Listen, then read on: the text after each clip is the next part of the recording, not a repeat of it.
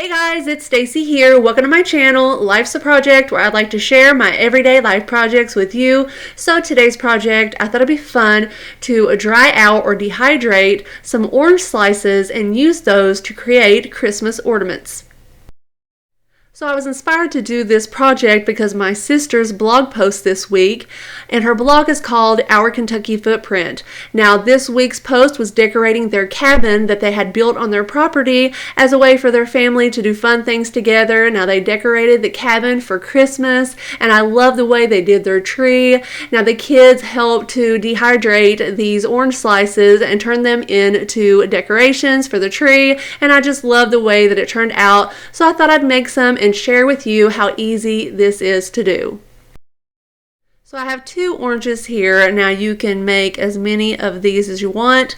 I just had two extra oranges on hand and I didn't want them to go bad before James and I had a chance to eat them.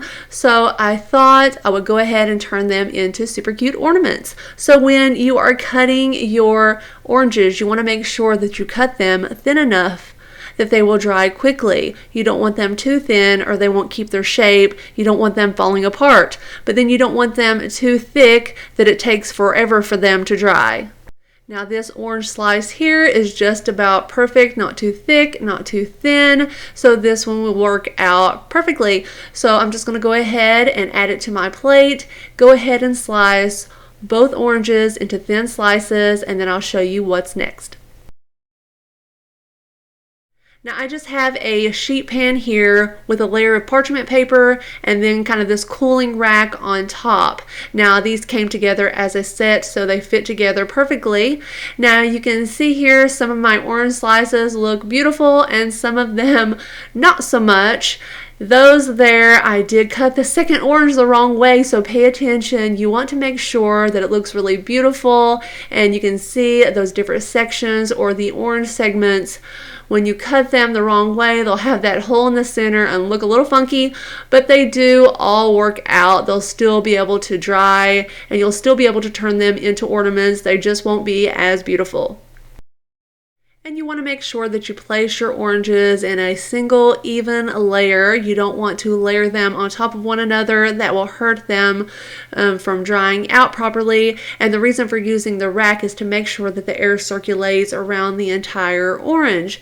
Now I did preheat my oven to 200 degrees. I set my timer for 1 hour. Now I like to check on these every hour to make sure that everything is okay, but the whole process should take 4 hours. So I'm going to go ahead and get these into my 200 degree preheated oven, and I'll show you what they look like in 4 hours. So here they are 4 hours later, straight out of the oven, still warm. And guys, when I opened that oven, it smelled so good. So these are looking good. Now this one here looks perfect. The right thickness, and you can see it's all nice and dry.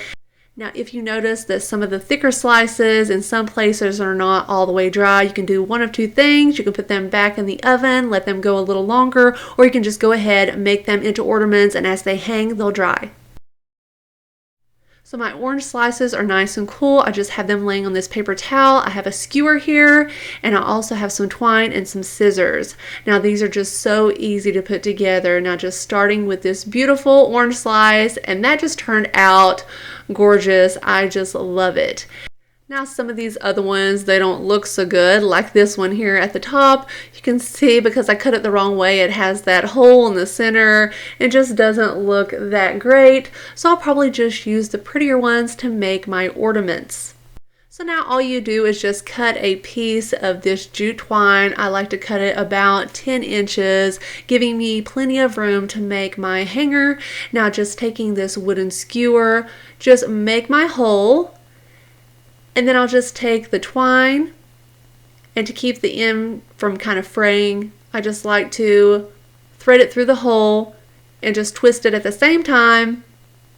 And then you just meet those two ends together at the top, tie a knot, and you're done. So super easy to make, super cute. So I'm going to go ahead and get all of these made, and I'll show you what they look like. So guys, look how cute are these on this little tray. Now I know they're too big for this tray, but I think it looks so cute anyway. And you know, I use the oven method. You can use a dehydrator to make these as well. So guys, I hope you will go and check out my sister's blog, Our Kentucky Footprint, and also subscribe to my channel. You can follow us both on Instagram. So guys, I hope you enjoyed this video. Seeing this process is so simple and so much fun. It would be so much fun to do with your kids. So guys, I thank you so much for watching. Merry Christmas. Have a good one. I'll see you in the next one. Bye.